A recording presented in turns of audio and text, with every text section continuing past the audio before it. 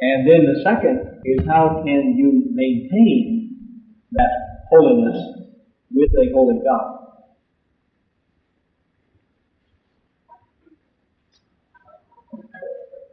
The name of the book of Leviticus in the Hebrew is Vayikra, and he called. And he called Moses, that is, Yahweh called Moses and said to him. We get our term through the Greek. It comes through the Vulgate. We call it Leviticus because that's the tribe from which the priests come. Now, the priests are mentioned a whole lot more than Levites in the book of Leviticus, and we probably should have called it the priests rather than Leviticus. Aaron is prominent in the book.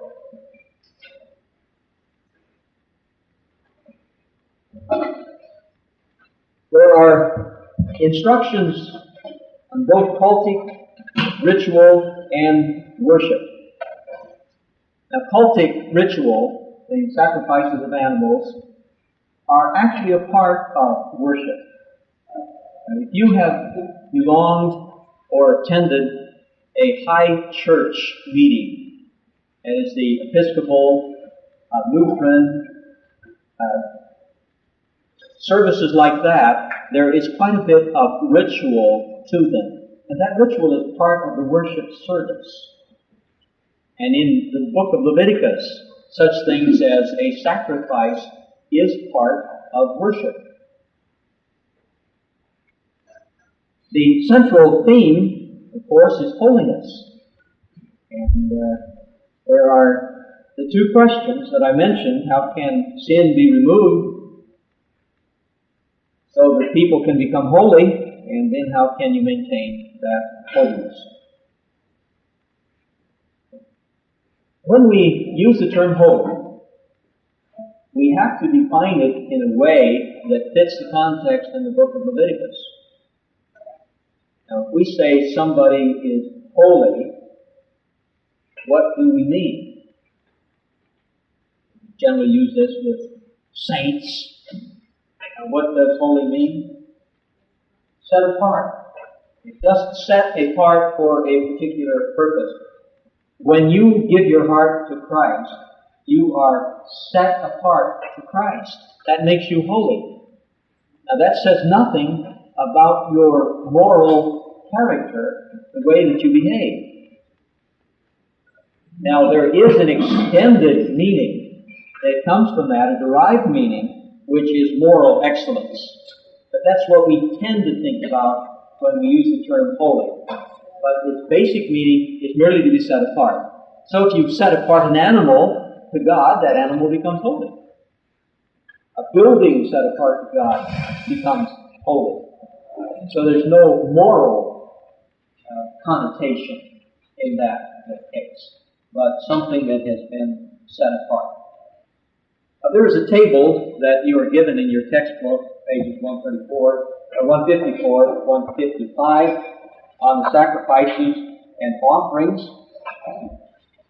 There are 5 offerings, but these are broken down. That is, the peace offering is broken down into 3, so that you end up with 7. But there are 5 main offerings. And the first one discussed is the burnt offering. And that is where the whole animal is consumed by fire. You sometimes hear of this used with new brides.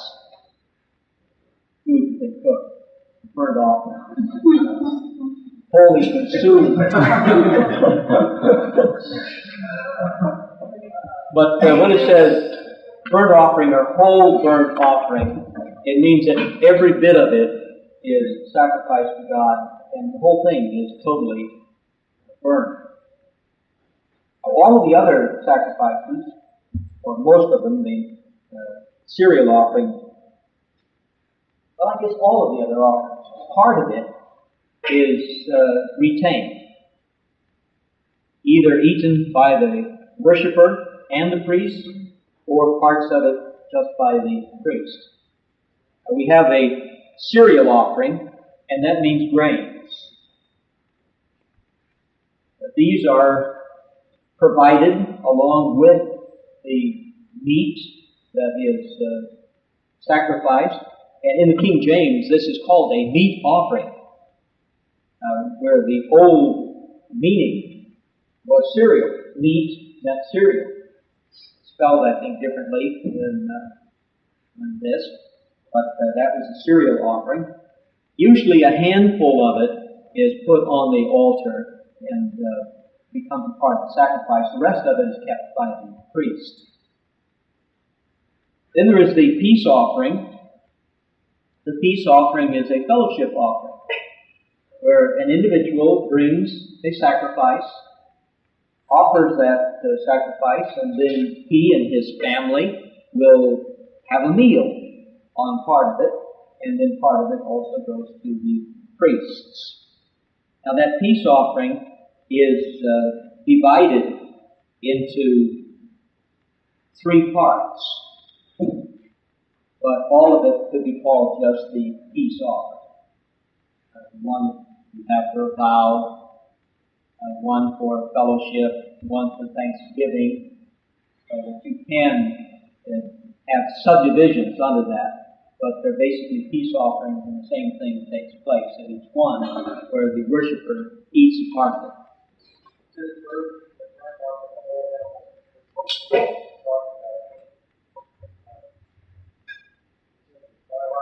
Yes, it consumed with fire. None of it is eaten in the burnt offerings. All of it is destroyed by fire. So that would be a better word to use, destroyed, rather than consumed. And some of these others, we are talking about consumption by the priest and the worshiper. The whole burnt offering, even part of that was thrown away,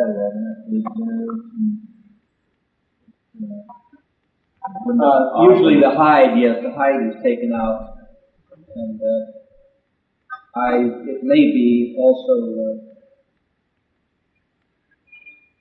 the innards may be taken from that, I don't recall now on that. Sometimes they're washed and then put back on the altar. There are 2 sacrifices. One is called a sin offering, and the other is called a guilt offering. There is a distinction that is made in that the sin offering is where you have inadvertently sinned, and when that is called to your attention, then you offer a sacrifice for that sin. Now, I'm not sure how that can be inadvertent. I guess there are times when we sin and we aren't aware of it, and then we find out about it, and then we're responsible. The guilt offering is the same as a sin offering, except that restitution has to be made, usually consisting of 20%. Restitution is paid to the person who has been wronged. If that person no longer is around, then it goes to the priests. The basic difference between a sin offering and a guilt offering is that the guilt requires restitution of some kind. Now those are the basic 5 sacrifices. There are also a procedure given for offering those sacrifices. Could you tell us what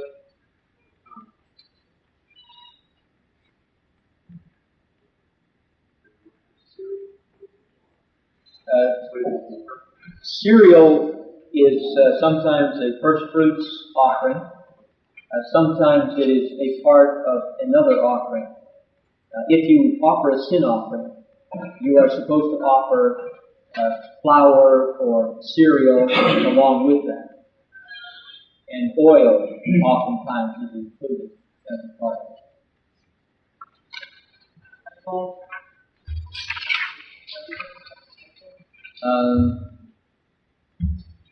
There are a few times when it mentions salt that you're not supposed to offer anything without it. But usually they don't specify it. It's just a statement a couple of times which indicates, yeah, it's supposed to be there all the time.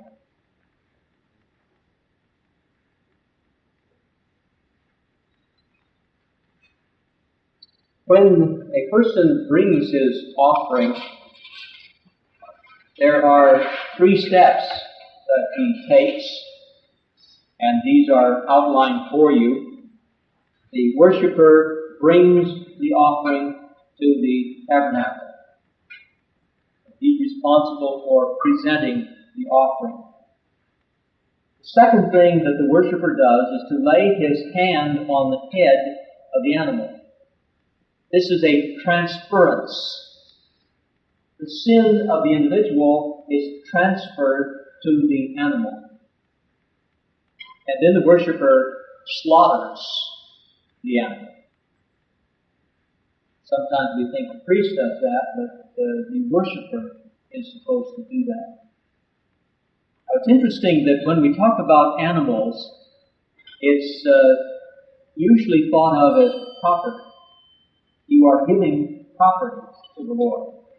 But there's a distinction made between a goat and a sheep, or a head of cattle, that is domesticated. These can be offered to the Lord. And on the other hand, the wild animals that cannot be used for sacrifice, they already belong to the Lord. So you have to take something that is yours and present it to the Lord. You can't go out and catch a wild animal and use that as a sacrifice. Interesting in the story that we have of Abraham and the sacrifice of Isaac, where Abraham tells his son, the Lord himself will provide a lamb for the sacrifice, which the Lord does. And it has to be a ram. And in that case, the Lord himself makes the substitute. But Abraham would not have had authority to catch the ram and use it, because that would be a wild animal. Does that mean that they raised turtle doves? Yes, they raised their own birds. Well, no, in that there were many who collected, who caught them, trapped them. So those that could use it looks like they do use the turtle doves for pigeons. Mm-hmm. But the wild animals are not supposed to be used. After the animal is slaughtered, then the priest takes over. And there are at least 3 things that the priest does on almost every occasion. He sprinkles the blood. It may be on the brazen altar. It could be on the altar of incense, or on the Day of Atonement, on the mercy seat, which is on the Ark of Covenant. But he takes the blood and disposes of it in the proper way, usually always sprinkling some on the big brazen altar, pouring the rest out at the foot of the altar. Then he burns the fat. None of the fat was to be eaten. That was to be burned. And after a while, when you read this, it gets to be boring, where it says that you're supposed to take all the fat, the fatty part around the kidneys, and the fatty part around whatever else it is. And it repeats this again and again and again with every one of the sacrifices. The fatty parts are burnt. They are not to be eaten by the worshiper. Then the third part is that the sacrifice is eaten as part of the meal. That's the priest. Now that's not true of the burnt offering. All of that is destroyed by fire. But all the other sacrifices, the priest normally eats part of it.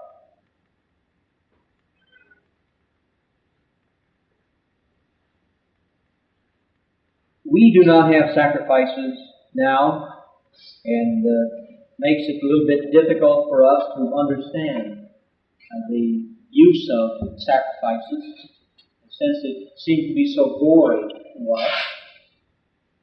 But when it is built into your whole system of thought, that the animal that is sacrificed is your substitute, then it takes on much more importance.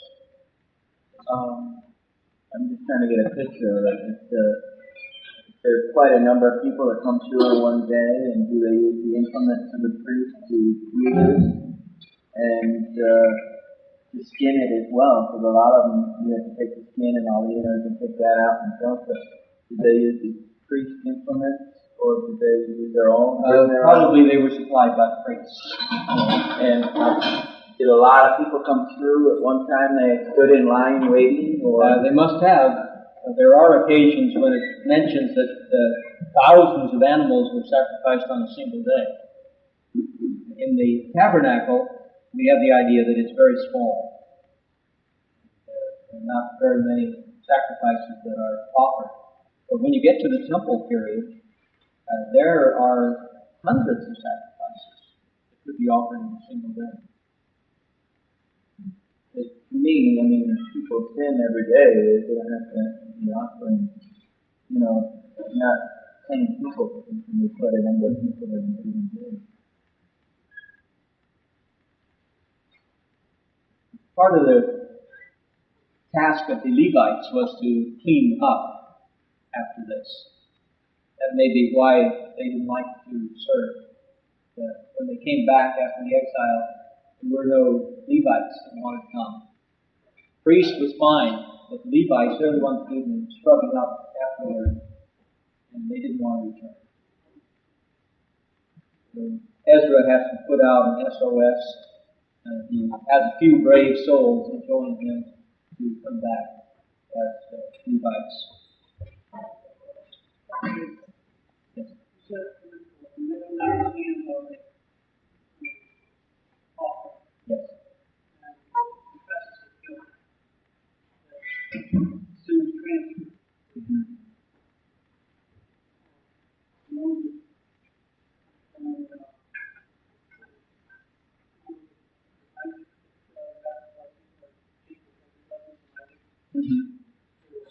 Something actually transferred. Transfer, yes. But before it actually transfers, this is symbolic. It is symbolic, but it does the necessary thing to absolve the person of his sin and guilt. It's his act of faith that this prescribed act is going to take care of the sin. So whether the sin actually is transferred or not, the effect is there. Well, yes, it becomes effectual because God says, this is the way that you take care of sin. So if you go through this ritual, the sin is taken care of. Now, later, you see in the book of Hebrews, where it speaks about these various offerings, and says that the blood of bulls and goats couldn't take away sin, then we have the reality of the death of Christ. All of these sacrifices then stop being merely ritual, they become a type with the reality in Christ. And at that point is where their sacrifices become effectual, is at the death of Christ. Like retroactive. As you discussed earlier, through faith and obedience, they were found righteous. And this seems like you're following that same. It's an act of faith on their part. This is what God has prescribed, and if you follow this, then you're taken care of. You are reconciling yourself to God through the offering of the sacrifice.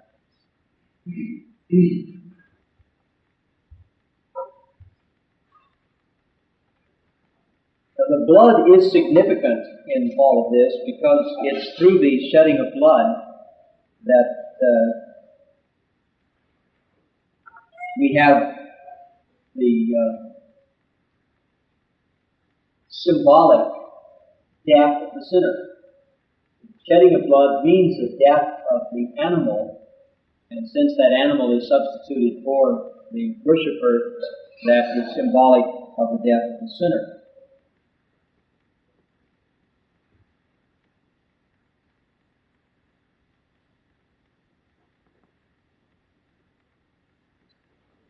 Also included in the book of Leviticus is the Holiness Code.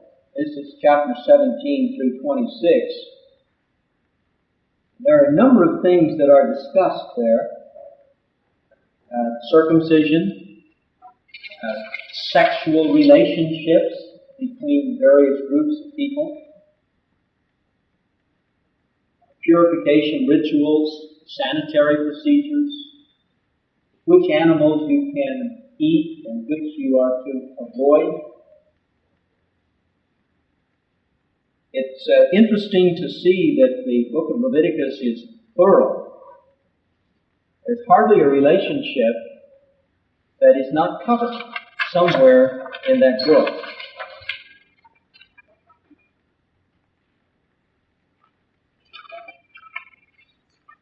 Let's take a look at some of these passages where they discuss clean and unclean. Since this, again, you see, is foreign to most of us. There are some foods we like and some foods that we don't like, not because they are clean or unclean, but just we don't like the taste, we don't like the texture, we don't like the looks. But that's it. In the Hebrew economy, there are some foods that are prohibited right from the start, and others that you can eat that we may not wish to eat. Chapter 11. Clean and unclean food. Any animal that has a split hoof, completely divided, and chews cud can be eaten. If they don't fit both of these categories, then you can't eat them. Ruled out is the camel, the coney, the rabbit. It's as though it chews the cud, does not have a split hoof. You may have the idea that the rabbit chews its cud because when you see it, it looks like it's chewing. But it actually does have a form of chewing the cud, where the food is passed a second time through the body of the rabbit. And called rumination, something like that, where they will eat what they have discharged from the body and send it through again. And so in that sense, it's chewing the cud. And of course the pig is unclean. You can't eat any of that. You can't touch them. If you touch one of these unclean animals, you become unclean and must purify yourself. Then there are birds that you can't eat. The eagle, the vulture, kite, raven, and most of the owls, the stork, the heron, the hoopoe, and the bat. Now, I don't think most of us would want to eat those anyway, but those are ruled out because most of them are scavengers. All flying insects that walk on all four are detestable. But now there are some that you may eat. Put these down on your shopping list. The locust, the katydid, the cricket, the grasshopper. We usually do not prefer those. We've had some interesting stories from some of our alumni who have been on the mission field. Let's see, Peter. What was his last name?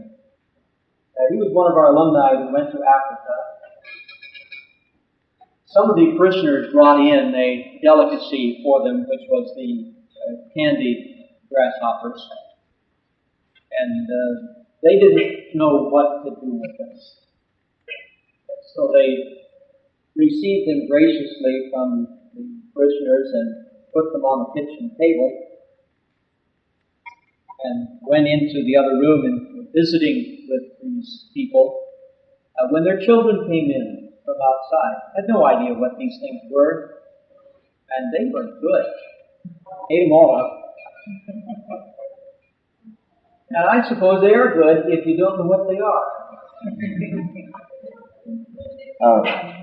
I don't know. We used to eat presa. You used to eat Very very. delicious. I would imagine But that no they more. are roasted. Yes, roasted. And maybe we ought to have a tasting party one of these days. Let's see, when can I invite you folks over to the house?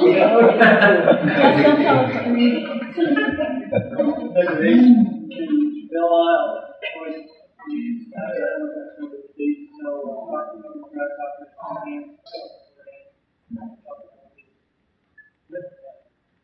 I guess it would be fine. The only thing is, you have to be careful that they aren't live. They'll tickle when you go down.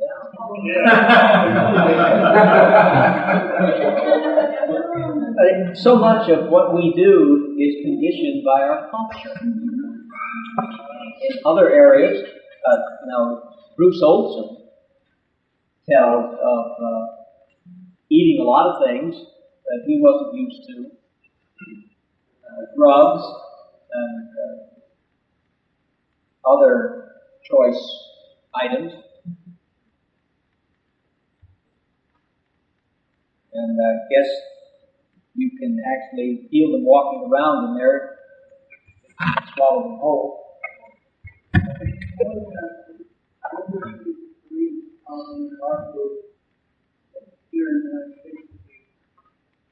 Yeah, that would be an interesting question. Any foods that you have come across here that you think are detestable, that Americans usually eat? Well, I couldn't find some. Not so far. They don't know what they're eating. I know in Korea, one of the things that my wife did not like was the squid and some of the seafood that was very fatty and required a lot of chewing. And I think basically it's texture more than anything else. They're just not used to that sort of thing. Oh, kimchi is good. You just don't want to eat too much of it at a time. Dr. Green, I made so much pizza and had some Africans over, and they didn't like it. I don't know if it was because of my cooking or No, I imagine it's the pizza. they did tell me they liked it. As in 1969, 1970, we had one of the finest tennis teams in the nation. We had two brothers from Czechoslovakia and two other tennis players from Czechoslovakia. Three of them were tennis players. And we invited them all over to Thanksgiving dinner. Didn't care for it at all. They didn't like turkey. They didn't like yams. For them, pumpkin pie. Oh, complete out. They were used to potatoes and beef. So when they got into a new situation, we think it's great. Cranberry sauce and turkey. No, for them, they didn't care for it at all. See, so it's culturally oriented. So when we look on this, we shouldn't think that they're so far out. A lot of it probably has to do with hygienic reasons, too. No scavenger can be eaten. The catfish is out. That's a bottom-feeding fish. And catfish, does it have scales? No. No scales. So it's out. I think the trout also. Trout has no scales. I think both the trout, the catfish are out. Lobster, shrimp, any of those things are out from the menu here in Leviticus. But they offer several other things. Your locusts and cricket and grasshoppers, which are plentiful. What about frog? I don't know. I would imagine they are out, but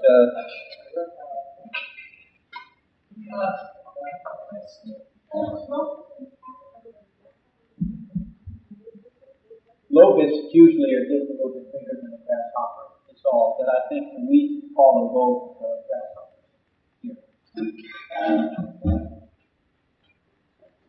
Now in chapter 12, we have a very interesting contrast. This is after childbirth, a woman is ceremonially unclean. Now here is one of those cases where there is nothing the woman can do about it. She's unclean, ceremonially. This is true also in her monthly period. She's unclean, nothing she can do about it, but at the end of that period, she has to offer a sacrifice. Now in this case, if she gives birth to a boy, she is unclean for 7 days. Then the boy is circumcised on the 8th day, and then she waits 33 days more, so 40 days, for her purification. Right.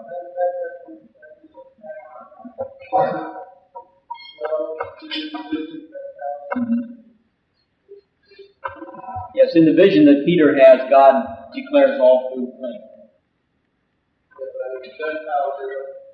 Oh, yes. And I guess frogs would be considered reptiles in that case. Is this anything with the testament? No. Things that do not permit us to live. As is related with the testament. Yes. Yes, usually. There is a book that's been written called None of These Diseases, which discusses the dietary laws and puts most of them into a health context.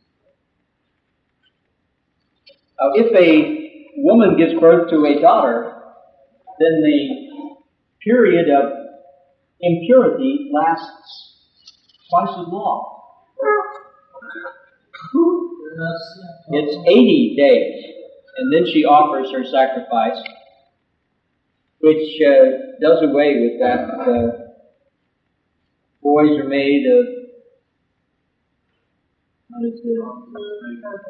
slugs and snails and puppy dog tails, and the girls are made of sugar and spice and all things nice.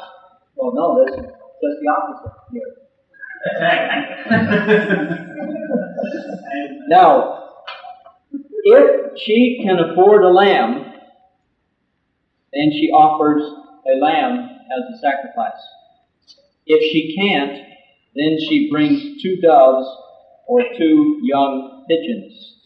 One for a burnt offering, the other for a sin offering. Now this is a sin offering, but what has she done? Given birth to a child. And most of us wouldn't call that a sin, but it's considered sin because of the flow of blood that is connected with it. If you take this passage and apply it to what we have in the New Testament with the birth of Jesus, the presentation of Jesus for circumcision when he's 8 days old, the presentation in the temple at 40, and the sacrifice that Mary makes, what is it? 2 pigeons. Which means that the wise man didn't come until after the presentation. Otherwise, she would have had the money for a lamb. She could not afford a lamb. So, when you offer your presentations of the narrative account at Christmas, what you want to do is to have the birth of Jesus taking place on the 25th with the shepherds gathered around. And then sometime in February or March have the wise men come in. He moved into a house. Yes, sir. He's in a house by that time. The wise men are not there at the time of the birth. And it may have been much later, because the question is asked, when did the star appear? And all of those 2 years old and younger were killed. So it may have been a year later. when the wise men came.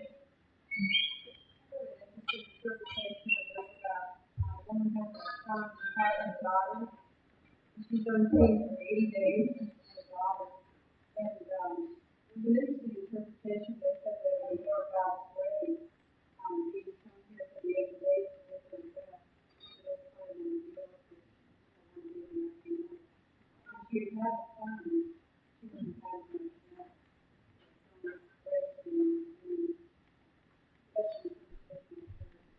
You don't think it's just because the female babies are hard.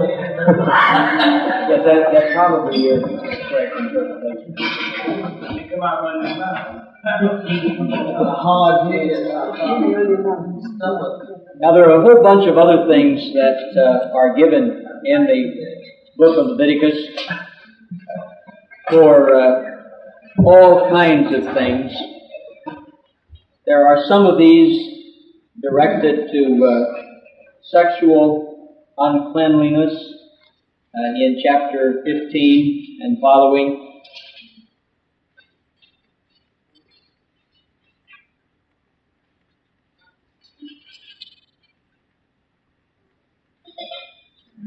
We have bodily discharge that makes a person unclean. In chapter 15, verse 2. When any man has a bodily discharge, the discharge is unclean. Whether it continues flowing from his body or is blocked, it will make him unclean. This is how his discharge will bring about uncleanness. Any bed that he's on becomes unclean. Anyone who touches the bed becomes unclean. Anyone who touches that person who touches the bed becomes unclean. So you could run around through the camp and make everybody unclean by playing tag here.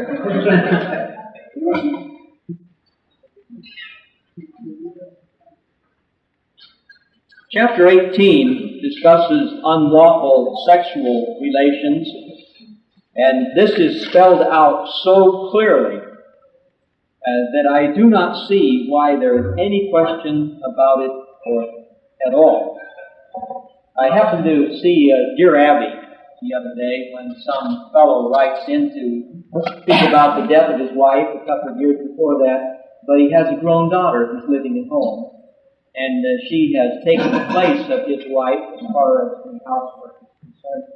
And would it be all right if they just continued to have sexual relations too? Does the Old Testament say anything about that? Does the Old Testament have anything to say? It certainly does. And in chapter 18, all of these are spelled out in detail. Pardon? She says, you're sick. She said, this is one of the sickest letters I've ever received. Yeah, it was far out.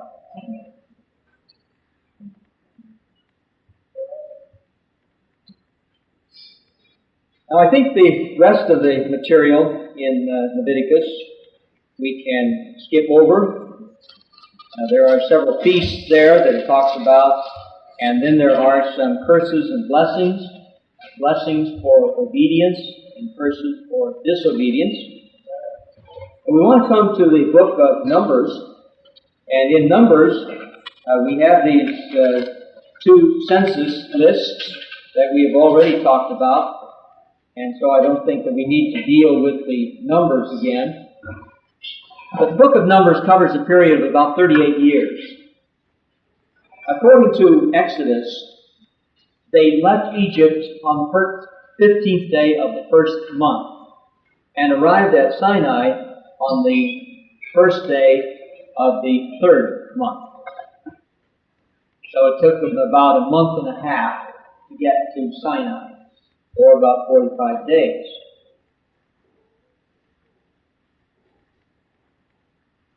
In the first month and the first day of the second year, the tabernacle is erected. That's in chapter 40 of Genesis. And then on the first day of the second month is where the book of Numbers begins. The first month, the second day of the second year after they had left Egypt. So it covers approximately 38 years and 9 months. If you have an exact 40-year period between the Exodus and the crossing into Canaan.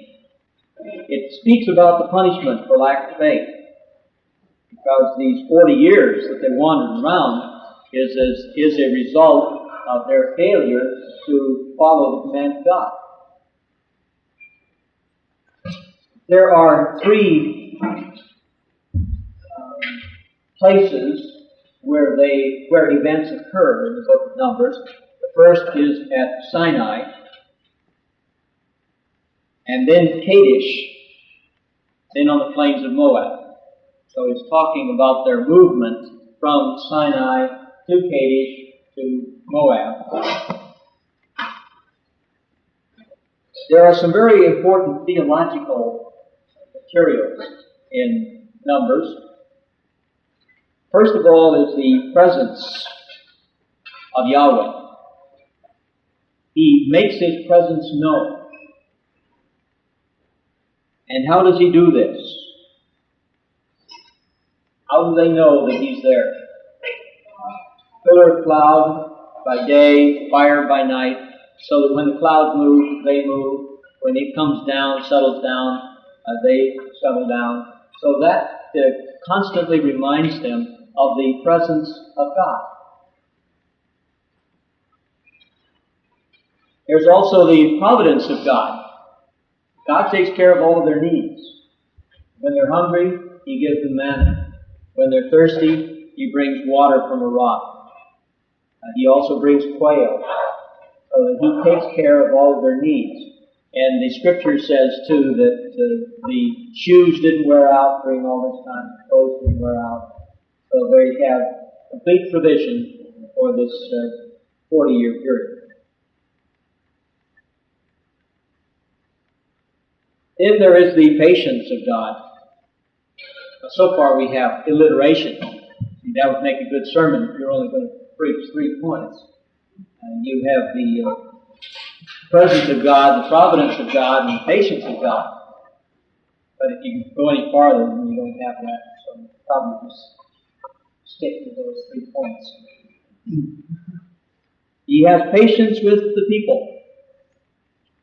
Several times the people murmured, and there are times when God reaches the end of His patience with them, it seems, and would like to blot them out. God also has patience with Moses. There are times when even Moses gets out of line, and God has to deal with him.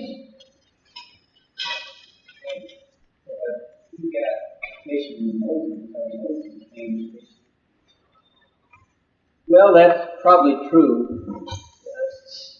There's this little exchange that goes on between God and Moses, where God says, "Now look, Moses, this people, your people, whom you brought out of Egypt."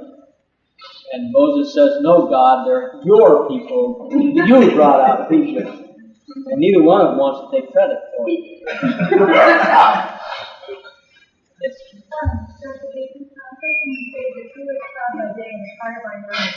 Was also very practical because of the heat during the day and because of the cold during the night.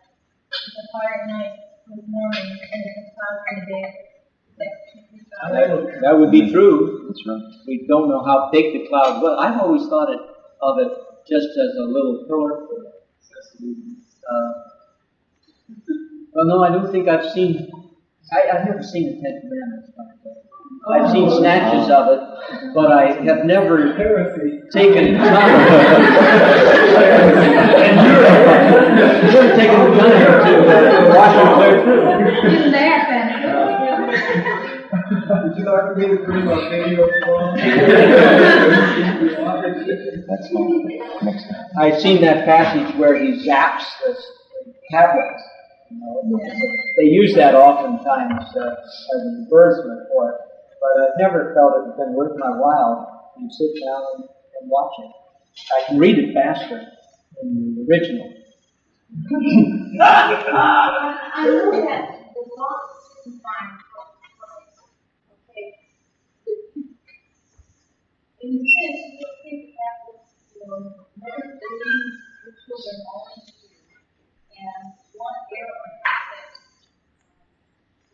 multiply. It's supposed to. Now you can't go into it.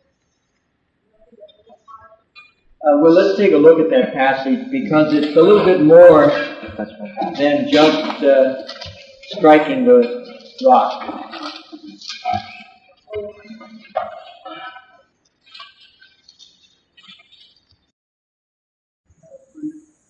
I think that if he had just struck the rock, there would have been no problem. But to try to take credit for it goes beyond his authority. Maybe the water was not flowing the first time, so he did the second time. Wasn't coming out enough, so he did it again.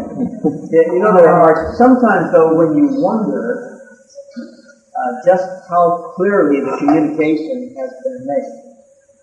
As I think of Elisha and the king of Judah, when Elisha tells him to shoot an arrow towards Syria.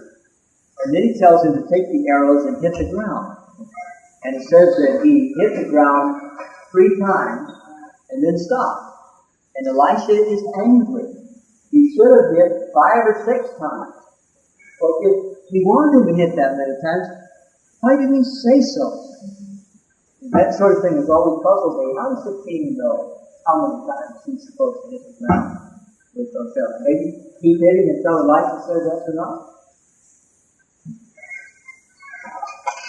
Maybe that was somewhat of the king's attitude also, because he wasn't very into it, he couldn't hit it that time. But if he really got the symbolism of it, he probably hit it more times. But he doesn't know what symbolism is yet. Well, If he's enthusiastic, perhaps he would hit it more. Can you elaborate a little bit on that question? Because you do not trust in me enough to honor me as holy, you will not bring this community into the land I give them. Yes, because they do not give God the credit for this, they take it themselves. That is taking the honor away from God. And that's why they are attacked. Well, Aaron led Aaron. So Aaron dies before Moses died. Oh, wow, that's right. We've seen the presence, the providence, and patience of God. And the fourth thing is the intercession that is present in the book of Numbers. There are several times where Moses intercedes for the people. God says, step aside, I'll wipe them out, and then we'll start over with you. And most of us would have said, that's a good plan, Lord. I think that would be much better. But not Moses. And he says, you're going to block them out, and you block me out too. So Moses identifies himself with the people on that occasion. Other times he wants to give them away. Moses also intercedes for Miriam. When Miriam and Aaron rebelled against Moses, it said that Miriam is struck with leprosy. So Moses intercedes for her, and she is cleansed, but she has to stay outside the camp for 7 days. The analogy being used, if her father had merely spit on her, she'd be unclean for 7 days. So she has to stay outside the camp as a warning to the rest of them. Why wasn't Aaron? Why wasn't he struck? Why? I think that would have disqualified him for service altogether. So he is protected because of his position. Otherwise, he would not be free.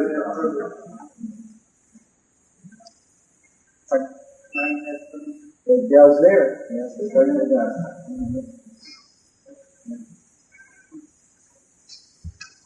There are also the Balaam cycles in the book of Numbers.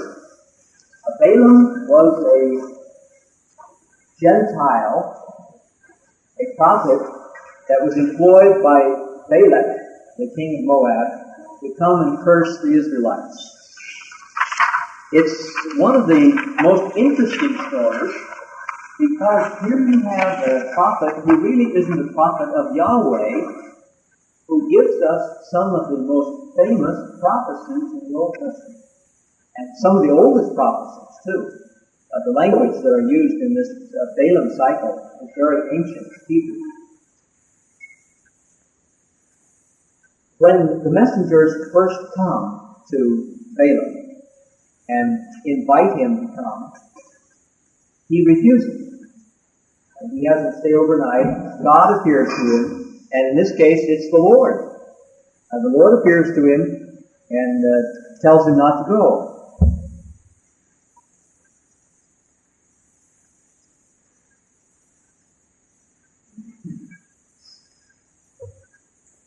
In chapter 22, in verse 9, God came to Balaam and asked, "Who are these men with you?" And he tells them, and then God tells him not to go with them. Do not go with them. You must not put a curse on those people because they are blessed.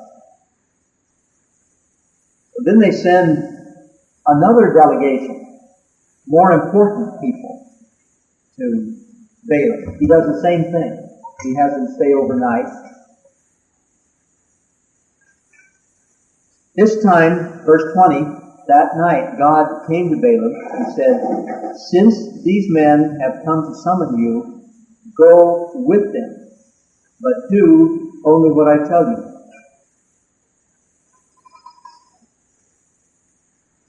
Balaam went with them, but he has a problem with his donkey on the way.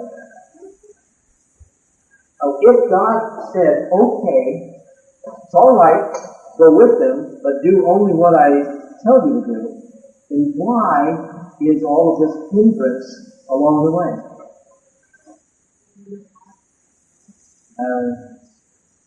It may be that he needs some more conditioning before he gets there. If he's given permission, then it should be all right, as long as he's going to do what God tells him to do. It may be that he had other plans in mind. And so God challenges him all along the way. You already know what I do with the two things that if the men come to call you, rise up and go with them. And without them coming to get him, he rose up in the morning and sat his ass and went with them. And then the next verse says that the Lord was angry. I guess that's just the difference in time and place. Yes, I need to check that and see what the possibilities are in the Hebrew.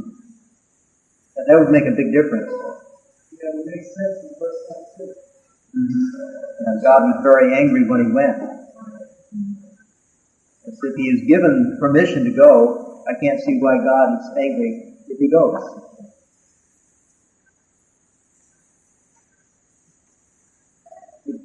The fact that the donkey speaks is not nearly as significant as the fact that Balaam answers it.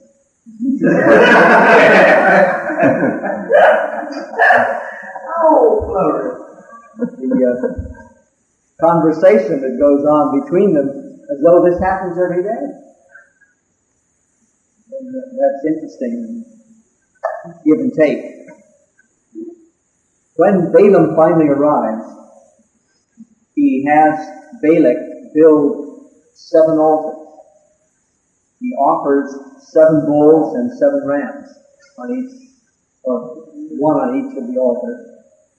Then he goes away. So this is where he tries to find out by divination what he should say. This was his customary method of doing it looks like. Build 7 altars, offer a bull and a ram on each altar, and then meditate. And then he gets the answer. Well, he gets the answer in verse 5 of chapter 23.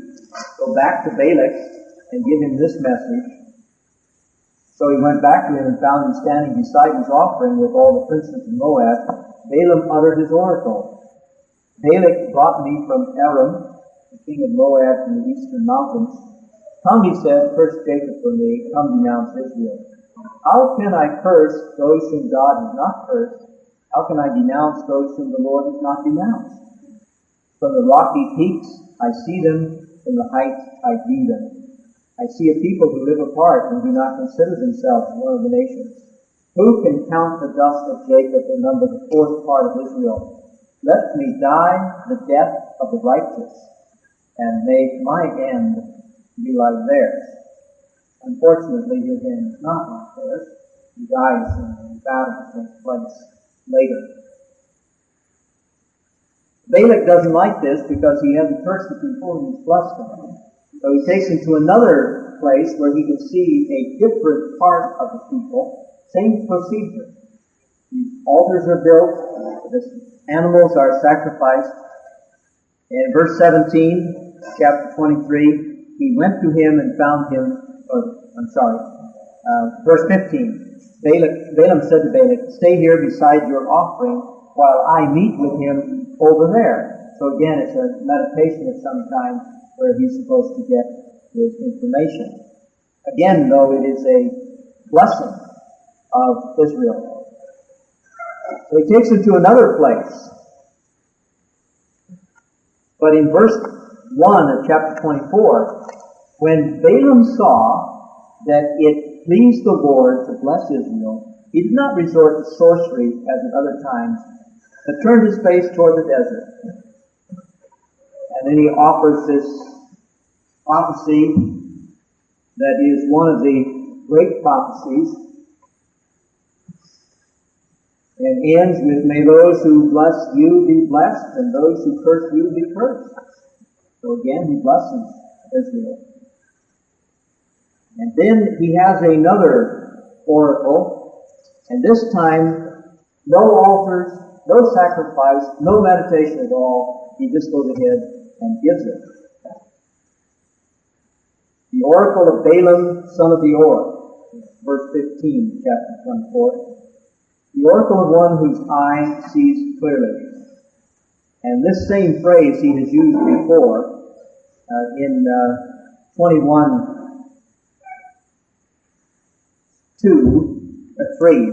he used the same introduction. And in this one, he speaks about, I behold him but not near, a star will come out of Jacob, a scepter will rise out of Israel. That talks about kingship. The star and the scepter are both symbols of kingship. So this becomes a messianic prophecy that is uttered by Balaam, so he is not an Israelite at all. He's a foreigner. And in verse 25, Balaam got up and returned home, and Balak went on his way. Now that's not all that happened, though.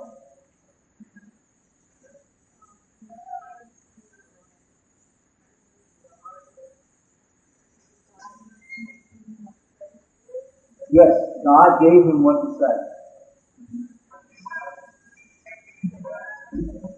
I heard theories in the past that there could have been people that were very much like Israelis already there when they got there, but they had left Egypt before they did, and came to Israel after.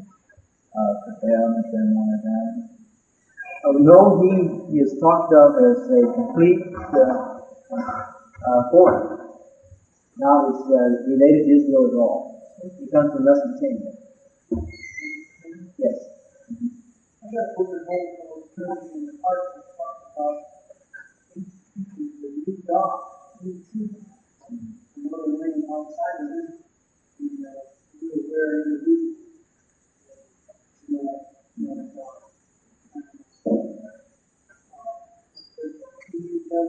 I don't think so. No, I don't think he really knows God, even though God uses him. Notice what happens right after this.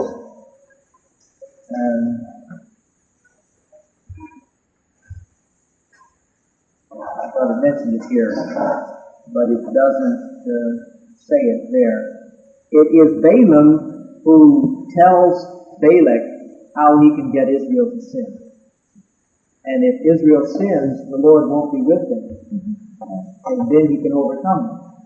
So even though he does not pronounce a curse on Israel, he still gives Balak the means by which he can bring a curse on them. In 24:2, we used to first time the Spirit of God for the one that they are people out there.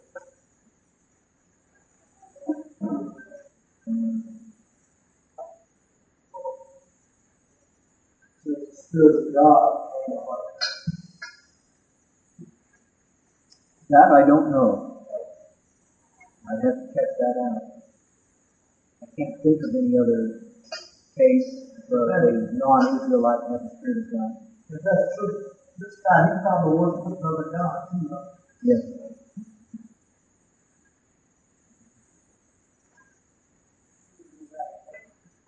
Well, the fact that he engages in this type of divination would indicate that he is serving another God. But divination is ruled out for the Israelites. But there is a passage which speaks about the death of Balaam, and also it speaks of the fact that he is the one who caused the sin. And I don't recall now. It's in the Leviticus. Not in Numbers. Deuteronomy or I can't remember. we'll probably come to it, or I can look it up. But there is a place where he is given the credit or the blame for causing Israel's sin. Right after this, some of the Moabite women invited the Israelite men to indulge in sexual immorality, their sacrifices, and people ate and bowed down before these gods. So Israel joined in worshiping the Baal of Peor, and the Lord's anger burned against them. And then we have the case of Eleazar, who takes the matter into his own hand. It describes one of his Israelite men bringing a Moabite woman home, and when he takes her into his tent, Eleazar goes in and runs the spears through both of them.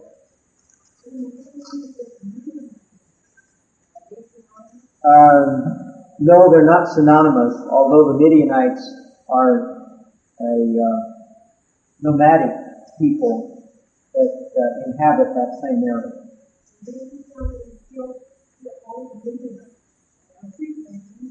Mm-hmm. It was Midianite. Revelation 3, talks about God being bigger. And there's cross reference from that.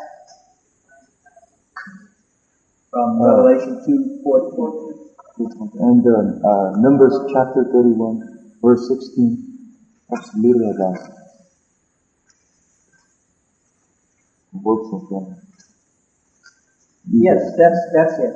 Numbers 31:16.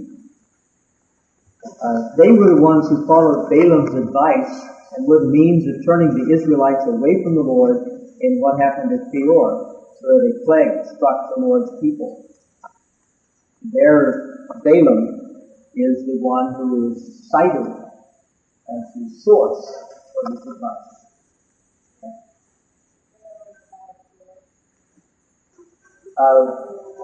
If Balaam is the son of Beor, and the god they worship is the Baal of Peor, so it's not the same name. It certainly is close, and in Arabic it would come over the same, since they don't have any D.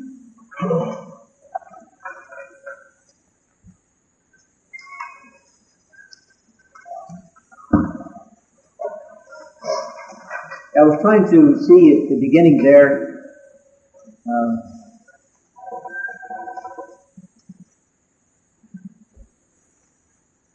who was included. See, it's the Moabite women who indulged in sexual immorality, but this is a Midianite woman, that's right, that was brought to the tent.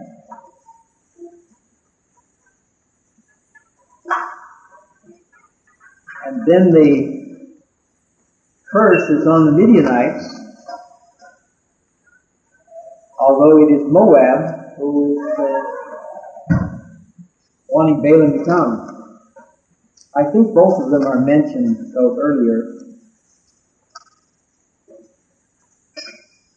Yes, in chapter 22, verse 4,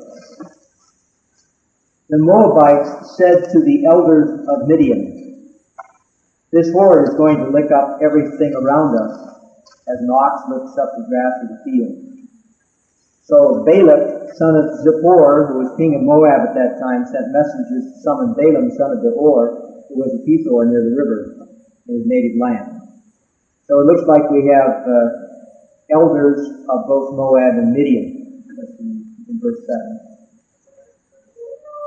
So they seem to be together in this.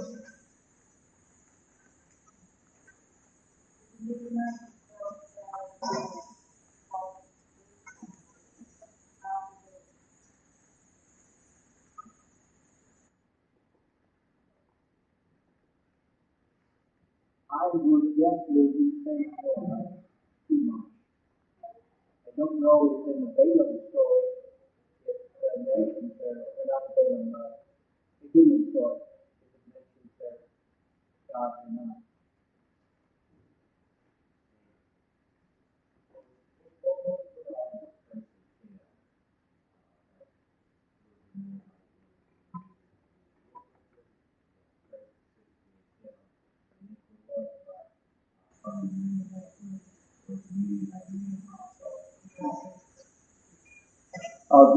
The curse is brought on Israel because they engaged in sin. And in the earlier part of the book of Leviticus, we are told that if Israel sins, then they will be punished for it. Curses will automatically follow the performance of sin. So in this case, where they go into sin with the Moabite men and the Midianite women, then the curse takes effect immediately. Now, in fact, in this case,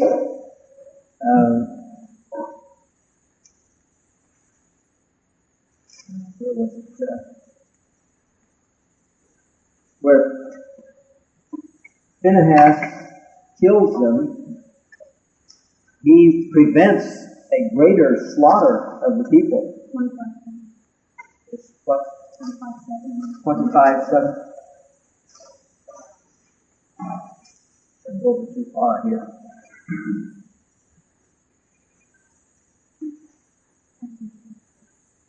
Yeah, then the last part of verse 8, then the plague against the Israelites was stopped, but those who died in the plague numbered 24,000. And so there's a plague that sweeps through the camp of Israel as a result of this.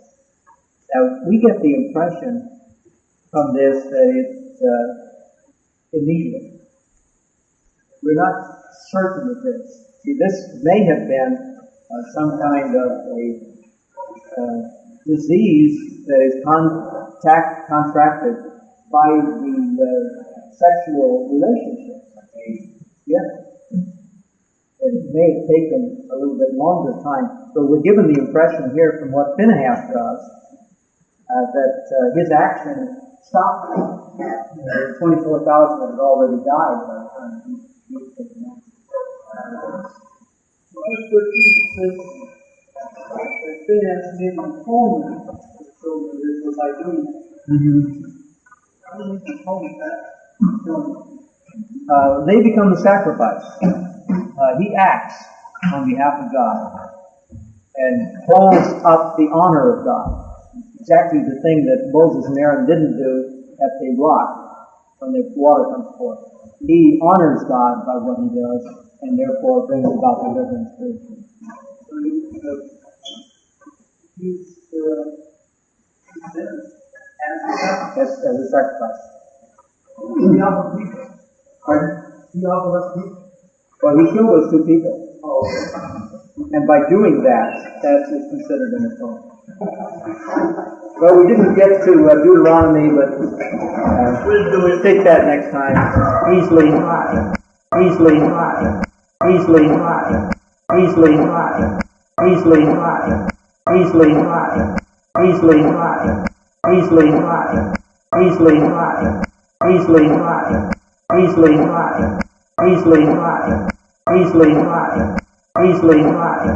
Easily.